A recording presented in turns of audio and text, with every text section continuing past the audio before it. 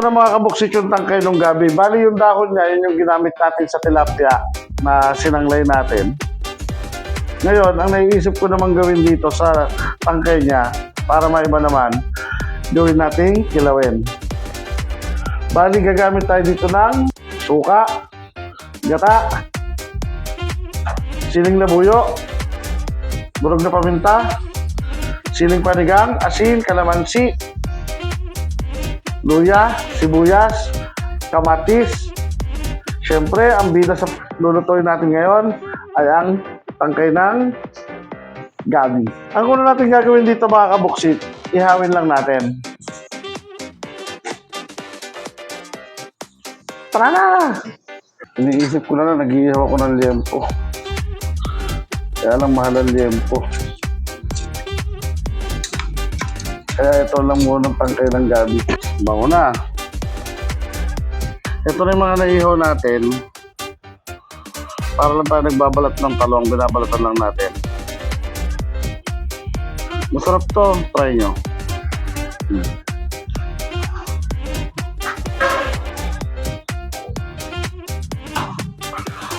Try nyo mga kabuksit.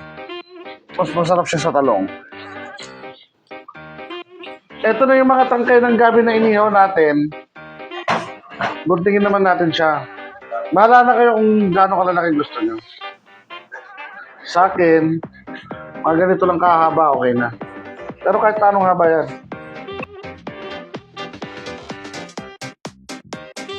Sunod natin gawin, paghalu-haluin naman natin yung mga sangkap. Ito yung luya. Bahala na kayo kung alin yung mauna. Kasi tansyameter lang naman to. Tansyahin nyo na lang yung mga sangkap nyo. Suka pala yung nilagay ko. Sunod natin yung kamatis, sibuyas,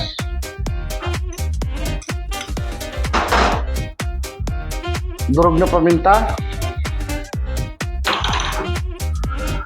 asin,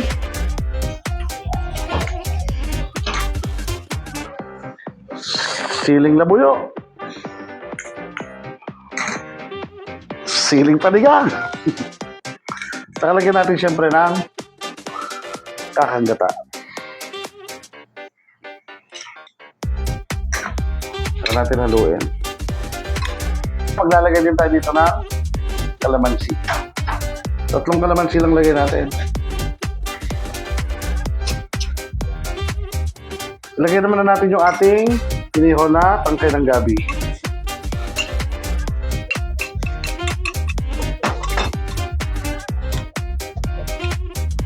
Pwede na to, i-plating na natin.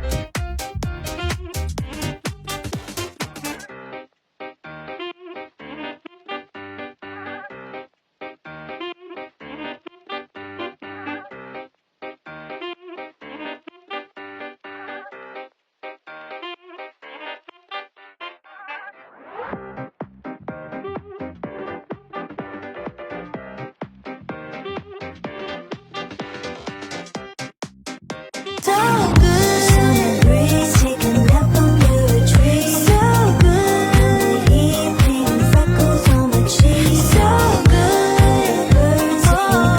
At eto na ang ating finished product na kinilaw na tangkay ng gabi. At kung may idea kayo o nais ipaluto, comment down below, subukan natin gawin yan. At kung umabot kayo sa video na ito, paki-subscribe, like, and share na rin ang ating mga video. Paki-comment na rin kung taga saan kayo para alam natin kung saan umaabot ang ating mga videos. At eto na ang pinaka-paborito nating parte, ang tikiman time. Let's do it, baby!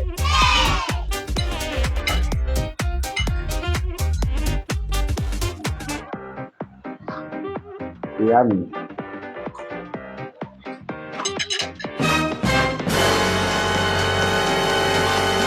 Naku! Hindi na talaga tayo papayat.